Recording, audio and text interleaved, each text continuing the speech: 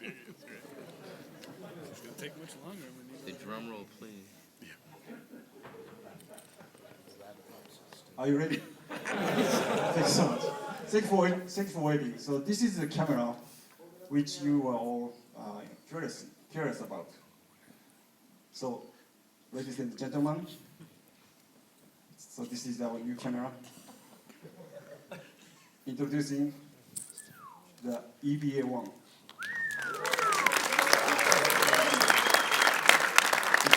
So this is a very special camera. So to tell you about what makes EVA1 special, I will switch to Rich Gross, Cinema Product Manager.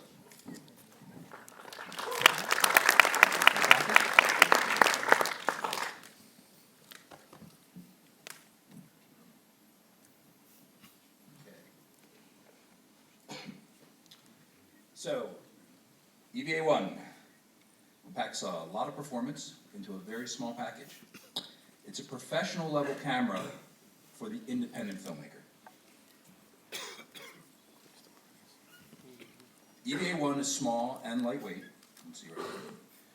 The overall size is just, get ready, 6.69 inches by 5.31 inches by 5.23 inches, and it weighs just 2.65 pounds. And if you want to understand, yes, oh, it deserves applause. If you want to understand a little bit something about our engineers' dedication to precision, the Taka insisted that I tell you all those figures to the exact decimal. The small size and weight makes it ideal for using in a variety of shooting situations. There's a removable hand grip.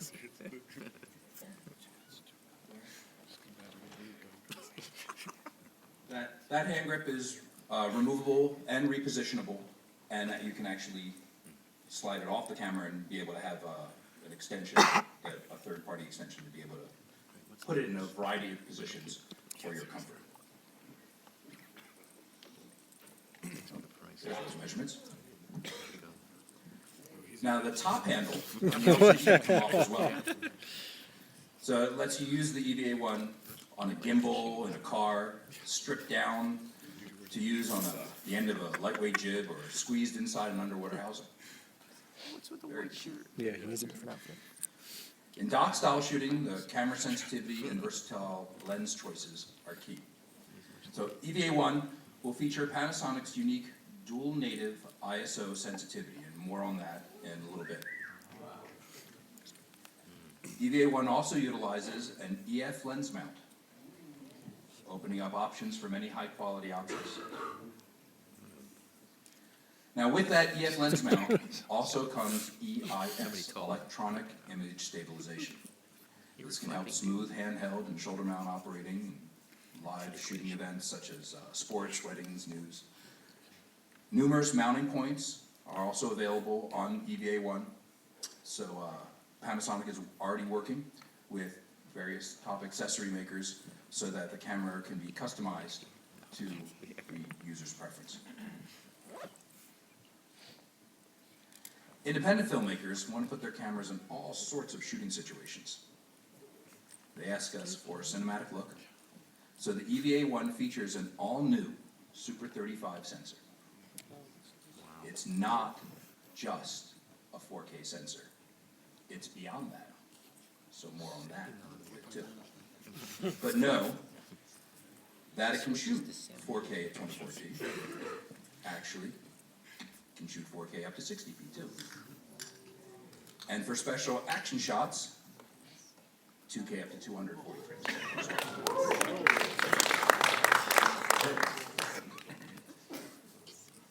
So there's lots of specs that help no matter what type of shooting.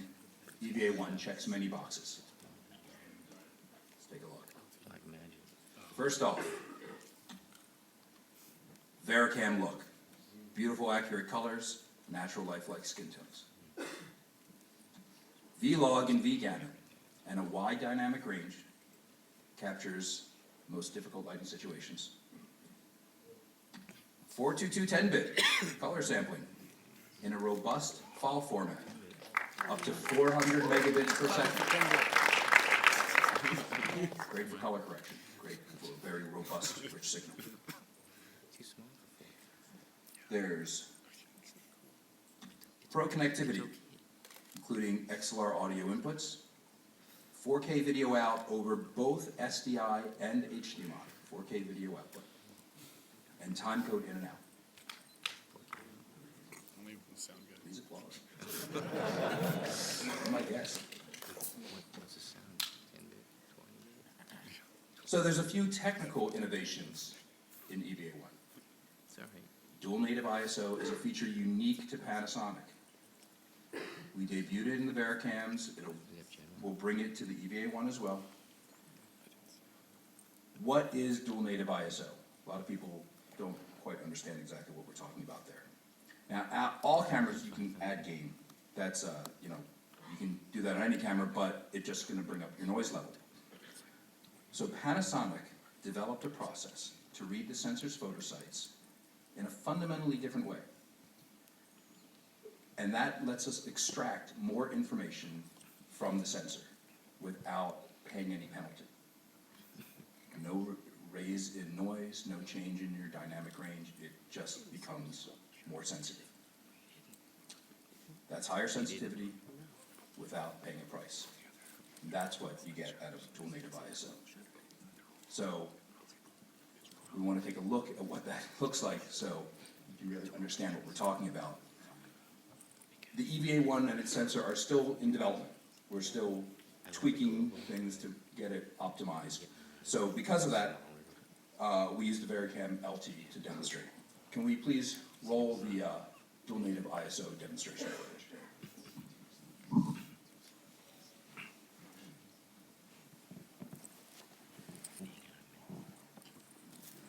Light out here, please.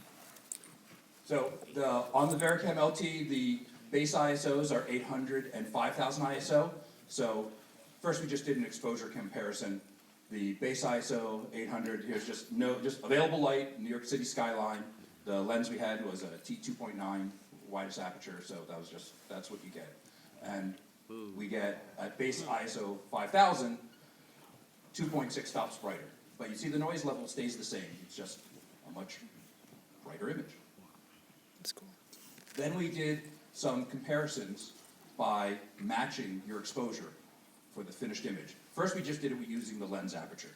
So here's again base ISO T2.9, by base ISO 800. And you can look at the image, you see what your relative noise level is. Again, this is all just available light. And then when we went to 5000, we stopped down the lens to a 5/6 and 2/3. And so you can see that the image stays the same, the noise level remains the same, but hey, now you can use your favorite zoom, or you can just shoot at night with a deep stop, so you can have a larger depth of field if you wish. So now we wanted to show you really what you're getting. We matched exposure purely using gain. So 800 ISO, you can gain out like you could do on any camera. So we gained it up to ISO 2500, and that's what you're just seeing here. And there is some noise to the image. That's what would naturally happen when you gain up. But then we took it to ISO 5000, and we gained down to 2500. And you can see that, especially like if you look up at the sky and such, it's very clean, very low noise signal. And again, this is just available light. To make this more clear, so you can really see it, did the same two shots, but we did 500 times magnification. So this is just a tiny part of the frame. And if you look at, this is ISO, here's some noise, and naturally you would see this in the signal. Just a teeny tiny part of the frame that you're looking at here, base ISO 800, gained up to 2500. But when we take that same picture, but we do it at ISO 5000, look how it really cleans up the picture. Mm-hmm. So we actually get a higher resolving image and very low noise. This is what you get out of dual native ISO. We can go back to the presentation, please.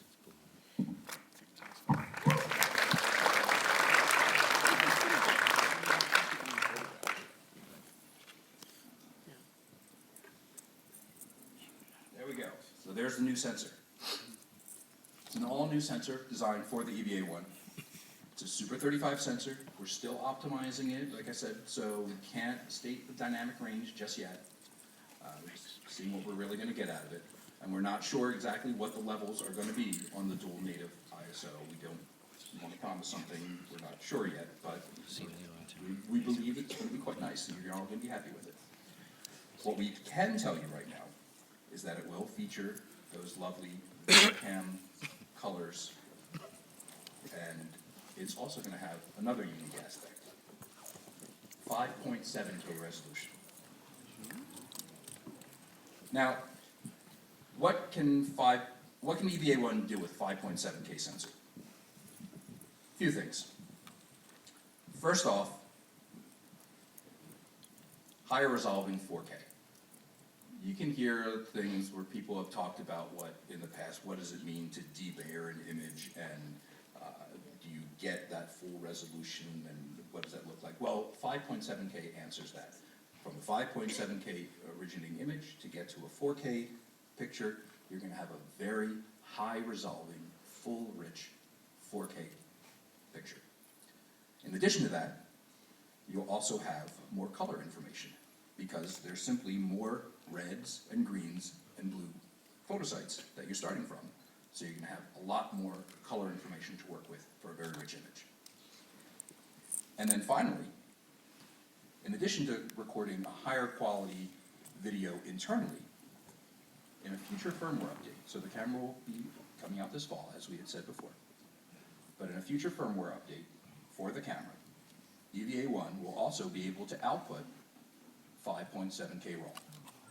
We're working with partner companies now for recording that and being able to process that material.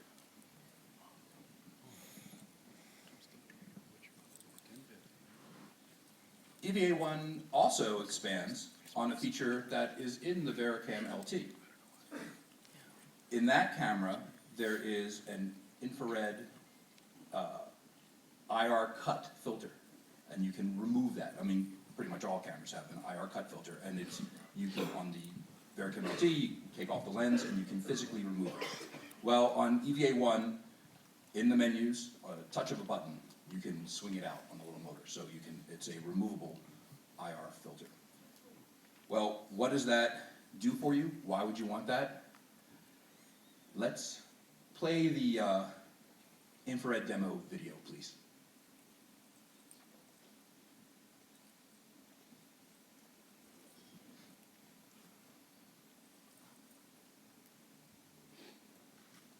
So again, this is because EVA1 is still in development process, where this is VeriCam LT footage with the IR cut filter removed.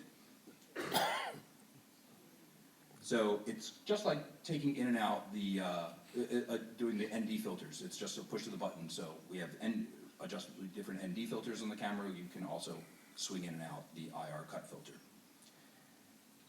It allows you to flood the sensor with IR light, with infrared light. And in fact, you can get a filter that you just put on in front of your lens that is a visible light filter.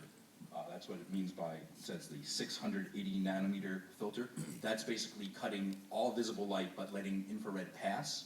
And then we swing out the IR cut filter, so basically the only thing hitting the sensor at that point is infrared. And you can see you can get all these very wild, interesting effects. Very fascinating looking colors. It's, sort of whatever artistically you might want to do with that. And then in addition to that sort of unique look for daylight photography, you can enhance your nighttime photography. So there was some day for night sort of looking images, but then also at nighttime, you can get unique looking nighttime footage and sort of a night vision sort of effect. All available with the EV1 with just swinging out the IR cut filter. You can go back to the presentation, please.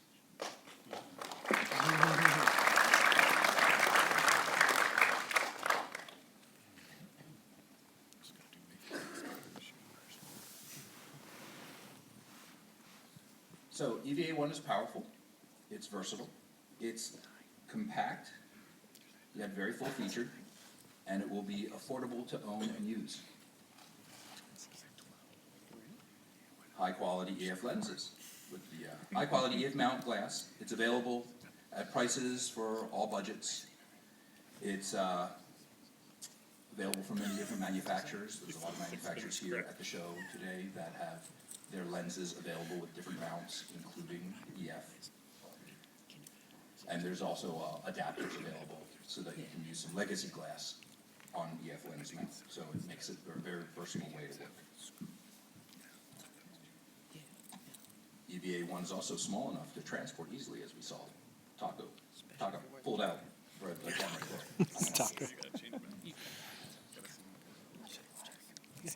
All right, you can find it there. So it's very small to transport. You don't have to. You can get to the shoot very quickly, and you don't have to pay expensive shipping charges. And EVA1 has dual card slots, SD cards. Right on. So that's inexpensive, reliable, easily purchased in the field. You can plug them into most laptop computers to be able to download your footage, and if your computer so happens to not have an SD card slot, adapters are just Card says $50 V90 on it. They're available anywhere. So it would be like top of the line SD card. So how much would you pay for a camera as compact and yet powerful as the EVA1? Shout something out. 5. Well, let's look at those specs again. Hey, it doesn't say 10-bit there. So the sensor is Super 35, 5.7K resolution, dual native ISO, Vericam colors, beautiful colors, V-Log and V-Gamut, lens mount, EF, electronic image stabilization, IR cut filter Oh, that it's can got swing in and stabilization out, too. ND filter wheel built in, 2, 4, and 6 It's got stops. stabilization built in.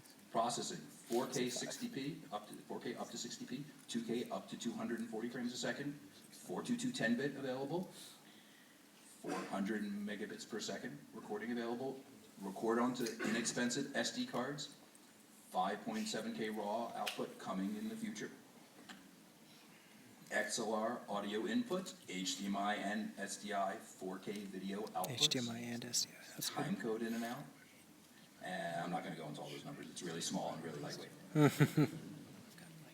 Those are just some of the preliminary specs. This is just a preview. We're going to have more information over the course of the summer as we get towards the fall when the camera comes out.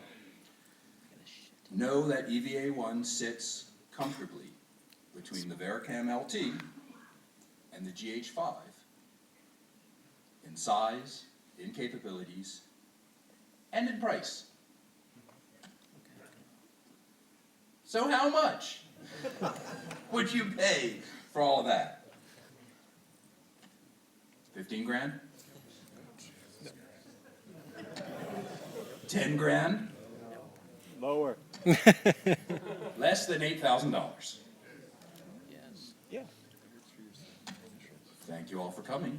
Please visit the Panasonic booth on stage 15, booth S225 to see EVA1 up close. And for more information for everyone here, if you would like, we have in the lobby, we have a lovely young lady who is with a badge scanner, so we'll be sure to send you information, as well as we have some lovely swag. That's EVA1 swag available. Where? And out to you. Yeah. Thank you for coming. I like the logo. Tiberius would have an issue with the kerning on the E and the V. Yeah, the E and the V and the A. That's what I was looking at. The whole time? The whole time I was like, That E and V are pretty close. E and V are really close. Oh, go for it, go for it. You're fine. I mean, considering what they did with the V and A, why didn't they make the E come under the V? Oh, slide it And under? give it like the Yeah. same amount of space? Do we need to redesign the EVA1 'Cause logo? you can see like on the E, the lower, like where that middle bar is, it looks like there's a little bit more space. Let's redesign it.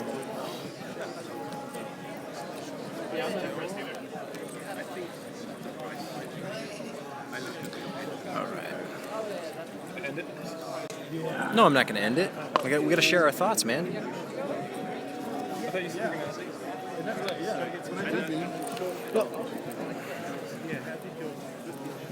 So yeah, less than 8,000. So No, they said, would you? would you pay? Yes, I would pay less than 8,000. I would, yeah. I would absolutely. I need to go to the restroom. All right, That's what I need. we'll get out of here. We got a flight to catch. Yeah, it's almost 5. All right.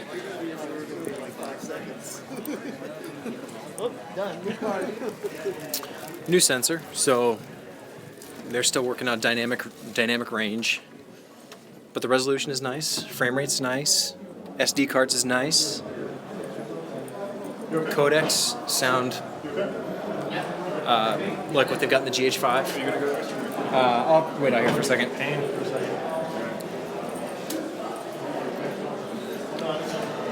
So I don't know what to think. It's not fully announced yet. The price definitely matters. If it's at 8,000 for something like that, I think that would be in line with what might be a good option for some people. This was my last presentation, which is Canon, which is But next. gonna go.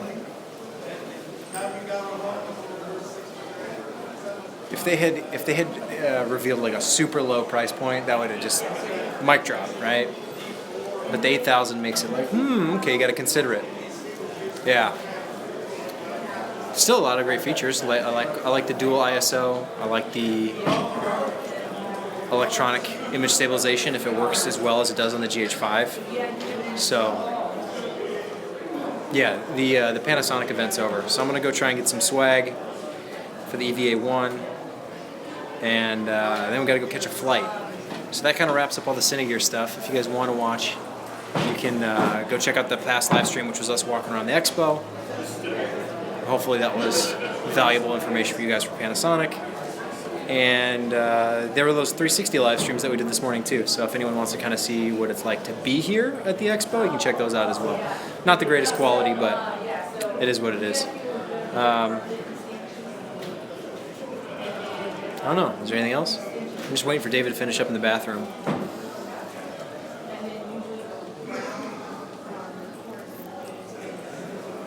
Cinegear's a lot of fun. I think I would like to do 2 days next year, probably. Fortunately, we only had 1 day this year. Got to go catch a flight here in a little bit. Maybe we'll do a post stream on our walk back. Or hey, you want to talk to them while I go to the bathroom? I don't want that. You want to talk to David for a little bit? This is the Strauss Vanderpool show. Take him in to go take a pee with you. Or I can take him outside. Here, you want System there, man. the whole system. The whole system's got to go. It's all bongo tied together. It's all rigged to you. Strapped in, like a cyborg. Let's go to the fountain. The fountain outside. Don't end it. Don't you end it, David. Don't let him end it. Come on. Yeah. Outside we go. Time to babysit the stream. Well, Strawn streams his own stream in the restroom. My thoughts, you just watched the whole presentation. No, my thoughts are, considering the price point, I think it'll actually be a pretty interesting camera. Luckily for most of us, we all have our own lens kits and everything else to produce a better image, but it seemed like they were focusing more on the low light capabilities, which isn't that what we all want?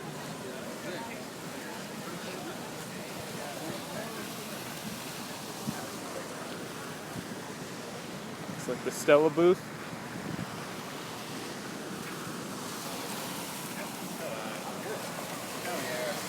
We'll just post up for the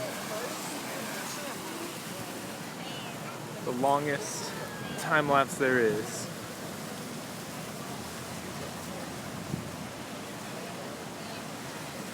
The real-time time lapse of the Paramount Pictures Fountain?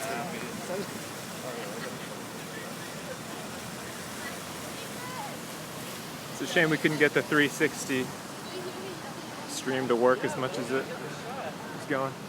Ha! Selfie. The 360 would have been cool. Unfortunately, I think what we maxed out at, 15 frames a second?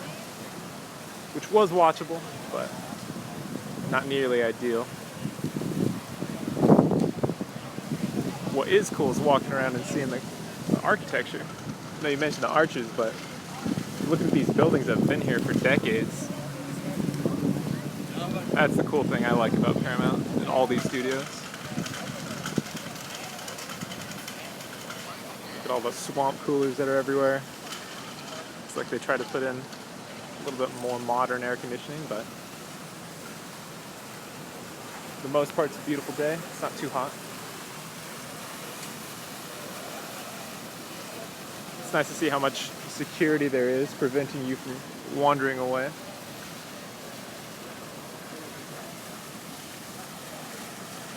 Oh, there he is.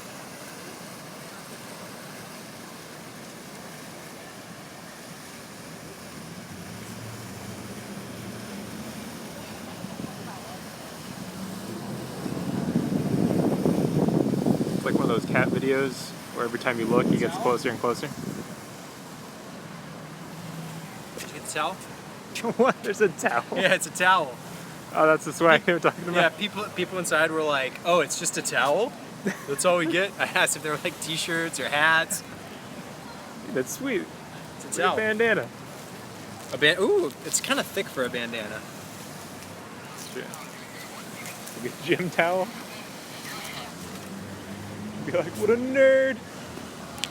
All right. So, Your stream expected me to have thoughts on the camera. Or Thoughts at on- at least solely.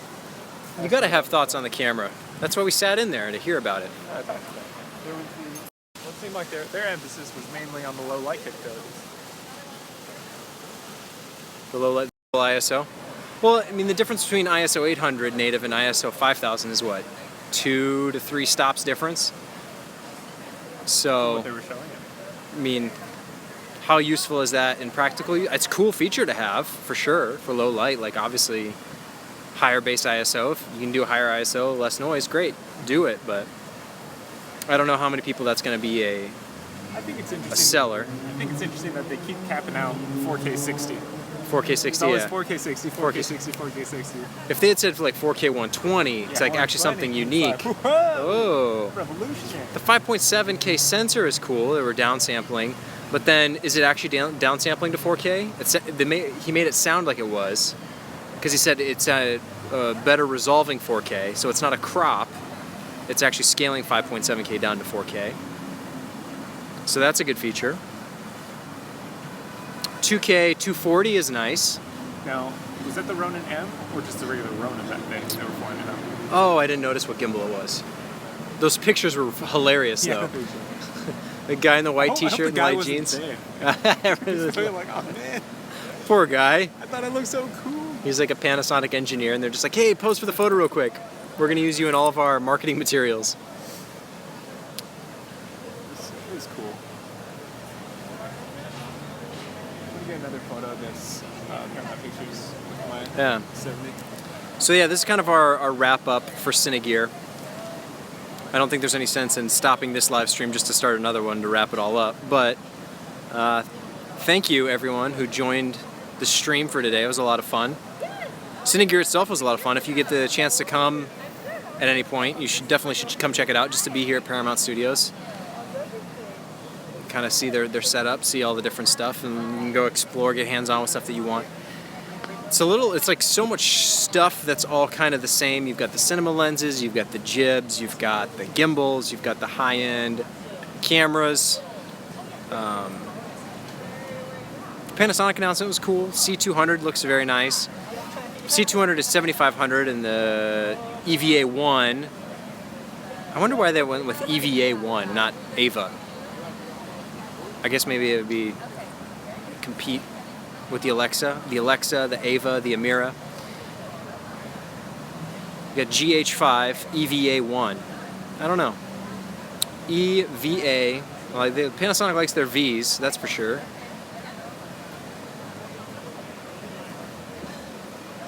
I don't know. It's interesting. Once that final price is out, if they undercut the C200, I think it'll definitely get a lot of eyes on it.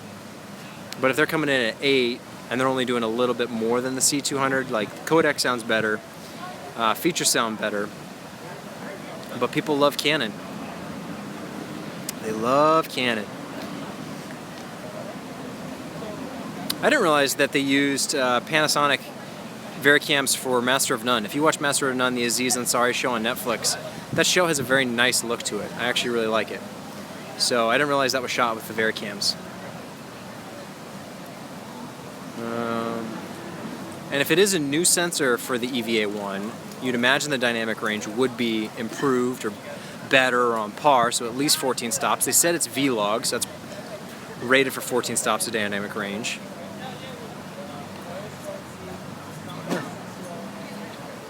We'll see. Once we know more details, more specifics, get a better idea for how it stacks up compared to the Ursa Mini Pro, the C200, because what's to say that next year Blackmagic doesn't have a follow-up to the Ursa Mini?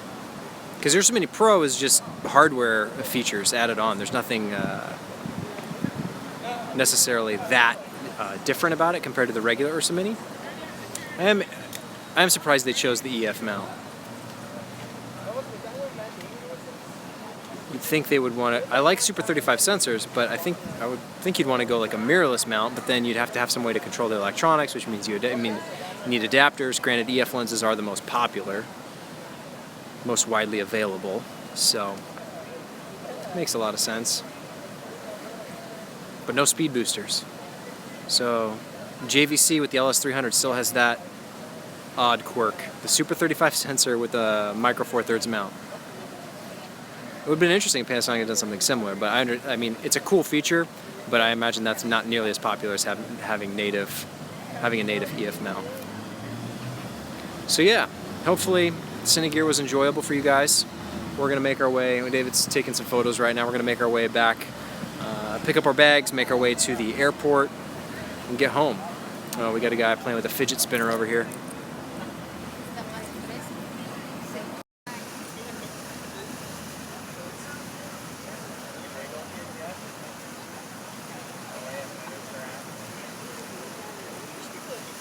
He likes that fidget spinner. So, looks like I just got done working out. I got this cool towel. It was kind of a workout walking around all day. No downtime, no water, no food. IBC, that's in Amsterdam, right? I would love to do that. I think my wife might have an issue with it. Yeah, you wanna head out? Walk back?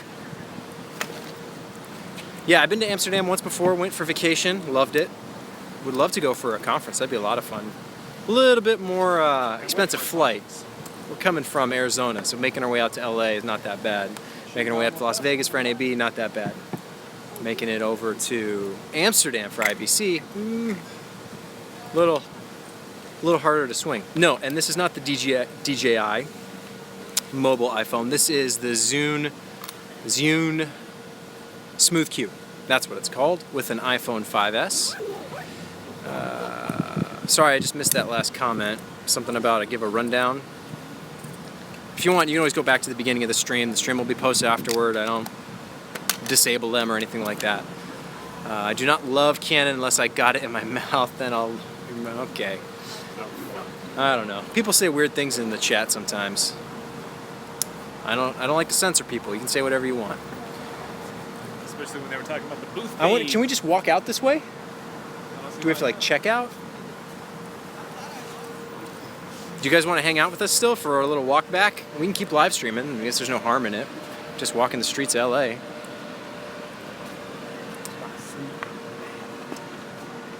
This is how we tried to get in before, right? Yeah. Should I ask this? Are you going to trade the Ursa out for the EVA1? Probably not. That's what I was going to say about the EVA1. I don't think anyone who's got a current camera in that class or that caliber is going to necessarily switch or like ditch the Ursa for the EVA1. But if you were shooting on like a GH5 and you wanted an upgrade, or maybe you're shooting on the A7S, or you've got a lower tier camera and you're looking at maybe the Ursa Mini or the C200, I think the EVA1 is a good competitor in that league for sure. It's a good option. It just depends on how the files play with editing, what the workflow's like. Are there any like weird quirks with the camera itself that make it harder to use? What batteries does it use? I'm glad that it takes SD cards. That's great, but I don't know if you noticed in their picture, they used a V90 SD card, which are like the newest, latest and greatest, fastest SD cards, which are also the most expensive. So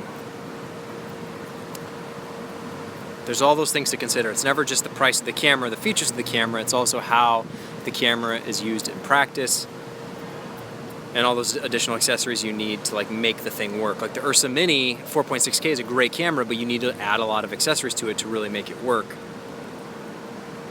The EVA1 looks a little bit more complete right out of the box, but compared to the Ursa Mini Pro, the Pro has a lot of those same features built in too. Now it doesn't have the dual ISO, it doesn't have the internal stabilization, it's only 4.7K instead of 5.7K, but at this point a lot of those features are kind of small potatoes in the big grand scheme of things. But I think we should end it there.